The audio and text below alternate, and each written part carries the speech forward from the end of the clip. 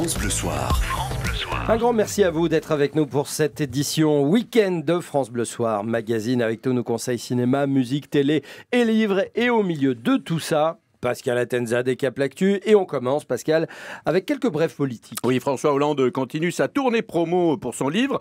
Hier, il a donné une conférence pour faire le bilan de son quinquennat à Paris, à la Maison de la Chimie. Enfin, vu l'état où il a laissé le Parti Socialiste, ça aurait été mieux à la Maison de la Chimio. Hein, il est où le Parti Socialiste? Il est en soins palliatifs. Donc, une conférence spectacle dans laquelle l'ancien président parle sans tabou. Tout ça, c'est plutôt pas mal. Hein. Il parle de tout ce qu'il a raté, bien sûr, et de tout ce qu'il a raté. Alors... il y a le livre, la conférence, le spectacle, bientôt le film ou la comédie musicale. Vous imaginez, le changement c'est maintenant. Il n'est pas venu le temps d'inverser la courbe. Voilà, bah, j'ai hâte. Hein. Ouais, j'ai hâte. Ouais, ça va être bien. En revanche, il ne pourra pas adapter cette chanson du groupe ABBA. Bravo, tu as gagné. Voilà, ça c'est quand même super dommage. Hein, on n'aura pas droit à ça. Alors que Hollande fasse des conférences, il a le droit, mais que les gens y aillent. Pourquoi? Voilà, une analyse à la Christophe Barbier. Alors, une étude parue ce matin sur Gérard Collomb, et comme il y a un instant, pourquoi? C'est pas comme ça que vous allez sauver la presse française. Alors non, c'est une étude sur sa popularité, encore du temps perdu, alors je vous le donne, moi, le résultat de l'étude. Inutile de lire cet article très intéressant, aussi intéressant qu'une soirée à écouter François Hollande.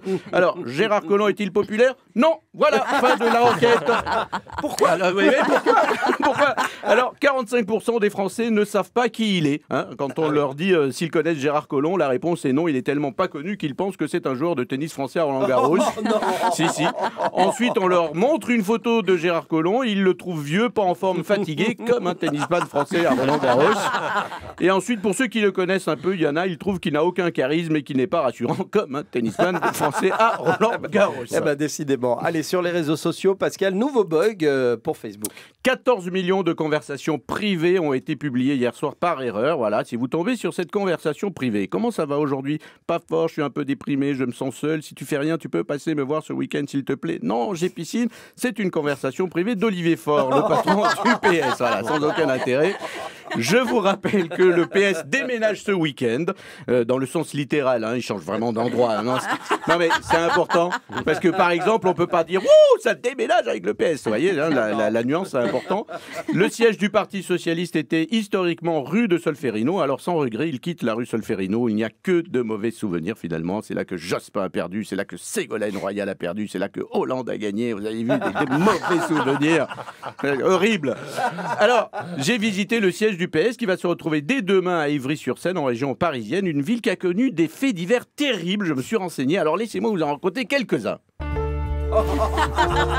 Le 9 novembre 1827, assassinat de la bergère d'Ivry. Le 25 avril 1912, Jules Bonneau abat Louis Join. Le 11 mars 1963, Jean-Marie Bastien-Thierry est fusillé. Le 9 juin 2018, arrivée d'Ivry d'Olivier Faure. Ça, si je vous avais dit, c'est terrible. Mais bonne nouvelle quand même, Ivry-sur-Seine entrera demain officiellement dans le patrimoine de l'UNESCO. Ivry-sur-Seine, son église Saint-Pierre-Saint-Paul, son moulin de la Tour et son socialiste. Voilà, que pour ça valait quand même le coup.